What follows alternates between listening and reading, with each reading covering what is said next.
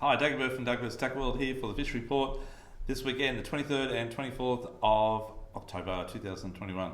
Wow, okay, weather is absolute crud, guys, crud. So offshore is going to be probably out, unless you want to brave it in the morning and fish at 25 knot northerlies. Sunday, much the same. Does drop out Sunday afternoon a little bit to about a 15 to 20 knot southerly change. But it's terrible, and luckily the boys from the Gold Coast Game Fish Club cancelled the Malik shootout marlin competition this weekend because it would have been horrid out there. So what I'm going to tell you about is last weekend. So last weekend, lots of fish caught off the Gold Coast. Great catches: a snapper, parrot, trag, heaps of flatties, and tailor on the 24 fathom reefs, straight out from the Seaway, north of the Seaway, and even down off sort of Q1 and south of the Seaway. We fished down on the 24s, sort of down off Q1 because we had our spinner crab pots out, and we just sort of keep an eye on them in the distance. And we just use plastics and micro jigs, little vibes. And we got small snapper up to about 50. We got tuskies up to about 50 centimeters, some big ones actually, flatties, tailor, and we got actually smoked on one of our jigs on light little baitcaster like gear. So the fishing was pretty good, and we fished like late until 8 o'clock for about an hour while we're waiting for the pots. We've also got a feed of spanner crabs. We're fishing about 54 metres deep off Q1, and we got a good feed of spanner crabs, which you might have saw on our report on Facebook. Apart from that, the guys that went up 36 fathom reefs got some good snapper, both east and northeast of Seaway, and the guys that went up 50 fathom reefs got smashed on the Sunday. The Saturday, the guys in close got smashed when that westerly come in, but the guys out wide didn't get the westerly, which is really strange in a westerly wind.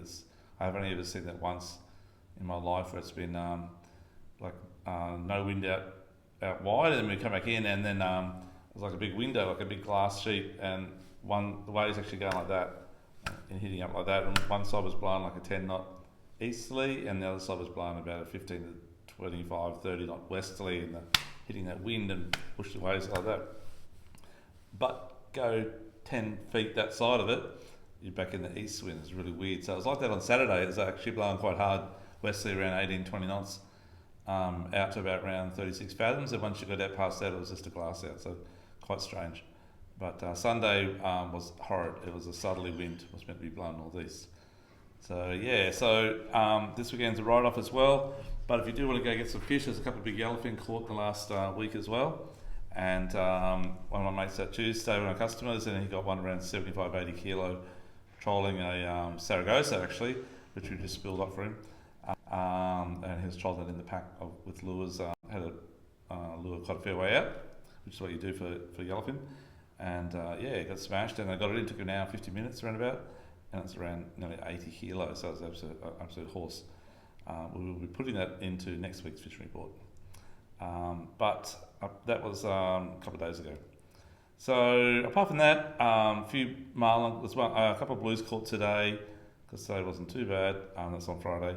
Up off sort of Point Lookout and down around, I think you could try, the boys got the yellowfin down around Jimmy's Mountain.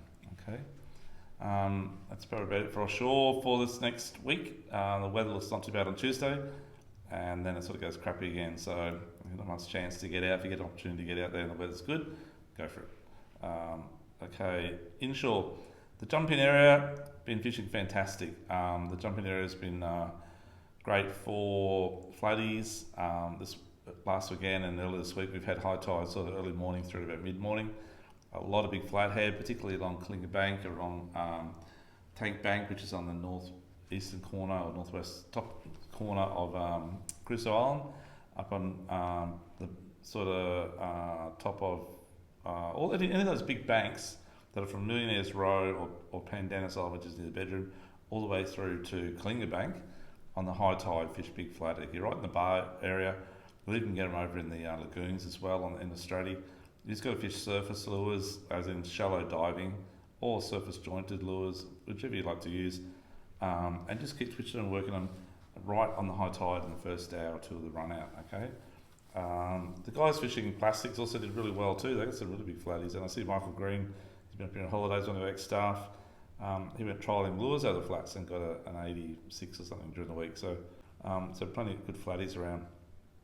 Goldbank's also been fishing well, and Goldbank's been fishing well for whiting. Lots of whiting around at the moment as well.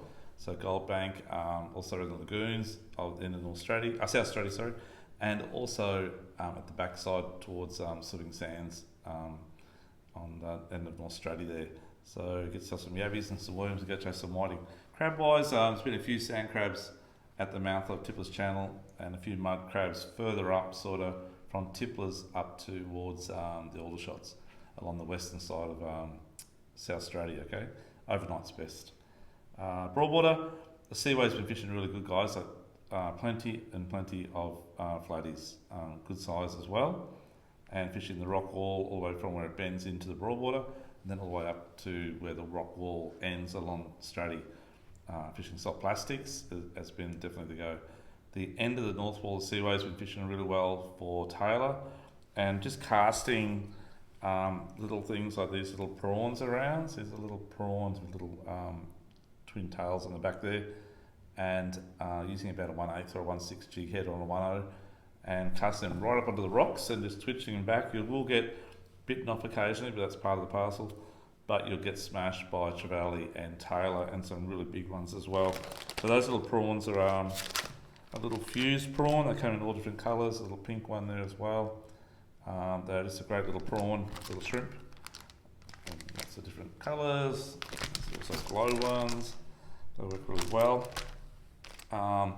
Also, if you find a fish sort of prawn type thing, especially around where the rock wall starts to head up towards the Broadwater, get yourself some of these like a cooters or something like that. We take off the worm hooks off these and throw on a couple of jig heads, sort of around that quarter 2/0 or 3/8, 2/0, 3/0 size, depending on the current. Xeric, same deal, get rid of the worm hook. It doesn't come with the worm hook. But anyhow, get yourself some jig heads and shove it up the front there, and whambo, you're onto good sized flatties. Other than that, I would probably maybe say, well, I would have said chase some jacks, but the water's so dirty, guys. So the jacks are getting really fired up and starting to get warm and humid and stormy, but the water's just gone to chocolate in certain areas that it's normally clear due to all the rain we've had in the last week and storms, whatever. So I saw Mick Horn was out last weekend, I think it was. He was casting these around. These are just a Rapala shad wrap in the sort of bent bib style. They are a very good lure. He got some good jacks on that, and also smashed a local Gold Coast barramundi. A few barras caught this last week on the Gold Coast, and they only get better over the next few months. So a good bycatch of catching jacks, barramundi.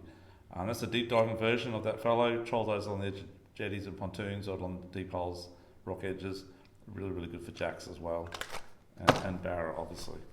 Yeah, but so other than that, whiting have been really good. So plenty of whiting around the Broadwater. I went up on Tuesday and Monday up the Coombe River, just near Paradise Point from the boat harbour, where the big bank bends around and goes around towards Hope Island. Fishing that edge on the running tide, got some really good whiting, up well over 40 centimetres, some absolute horses on just some beach worms. You'll get them there on yabbies as well, and on bloodworms obviously, or wrigglers, or cribbies if you can get them. So yeah, crab wise, look, I got some sand crabs a couple of weeks ago. I haven't been out. I might put my pots out this weekend. I haven't been out for about a week now. But last time I was out, I did really well. I got sort of 16 crabs or something overnight, and good sized sandies as well, folks. But big tides still at the moment because the moon's just starting to go down again. But the big tides, you get a lot of weed in your pots, but you get lots of crabs too. They like it. So up to you guys if you want to deal with all the weed out of your pots, but you will get crabs. Okay. Probably better I can tell you on the fishing scene. Bar the beach. So the beach has been good for whiting as well, and the sand pump jetty's been fishing not too bad for tailor again this week, believe it or not. But the problem is you've got northerlies and hard northerlies, so you can't really hide along the beach out of a northerly wind when it's blowing 25 knots. But the swell's not too big at the moment, so perhaps go down and have a shot early morning. You might get a few fish before the wind gets up too much, or late afternoon, and give that a go. Other than that, I'd probably switch now to freshwater scene. Now, there's been a few bass up the Hinns Dam, and some good size ones again around that 45. I think Mick got one the other day, in the high 50s, I think, which is a really big bass. And You've got to find where they are. So we're just trolling stuff like this type of rapalas here. These are really good natural colours. They come in, I think it's 14, 16 and 20 foot depth diving. Okay, if you can see those. What you need to do is drop those back about 30 metres behind the boat, so a long way back, preferably not around weed, and just troll them really slow, twitching right as you're going along, and try and find out how deep the fish are in the sounder. The ones that say 14 feet, if you drop them out about 20 metres back, that's about the depth they'll get down. But if you drop it back about 50 metres, long way back, which we do often when we're bass fishing, they'll get down about 30 feet, and you like double the depth of what you're going to be trolling it. So if you're in 60 foot of water and the bass are 40 feet down or 35 feet down, just drop your lure back, double the distance, and put your rod tips down below the water, and they will get down. They'll get right down there, okay? So give that a shot. If you're fishing the edges and stuff like that, just a little thing like that little fella there, little Rapala glassy, really good little lure for bass, and like the bait fish profile that they're feeding on, just troll that around the edges if you want, around the weed edges, right on the edge of the weed. They'll catch your fish as well. Once you find the fish though, and you got them schooled up on the sounder, you switch to micro jigs, like this type of thing here, around that sort of 20 to 40 gram sort of size. They work really well. Now guys have been using, I've got a couple of customers that have been using like the slow pitch octo jigs, even on the bass, like that type of thing, and catching them as well. Koikas are really good, like that type of thing there as well. Also, obviously these work offshore on snapper too, these type of things, believe it or not, but they definitely do work on the bass, we all know that. So they're worth a shot as well. Anyhow, that's this weekend. Now, just as I said before, I'm really, really happy that the people from the game club cancelled the competition this weekend, as I was saying, for the Malik shootout. So that's now been postponed until, I think it's the 6th, 7th of November. I'll just check on that one though. But 6th, 7th of November is the new competition. So if you want to get up and join that comp, guys, it's a great comp. They got like 35k in cash plus prizes. So and that's spread out over a few different trophies, but definitely worth maybe getting 4 of your mates together and fishing and having a great time. So just contact the Gold Coast Game Fish Club or jump on the end of our Facebook page, and we'll have a picture there of the game club and their the entry about it. Okay, and just if you are wanting to learn about fishing, jump onto our YouTube page, Doug Burt's fishing page, and yeah, you'll learn heaps of stuff. I am sorry that we do not focus a lot of time on you guys, because we're focusing on the crowd that's in our seminar, but things are about to change, so we're going to do a little bit different.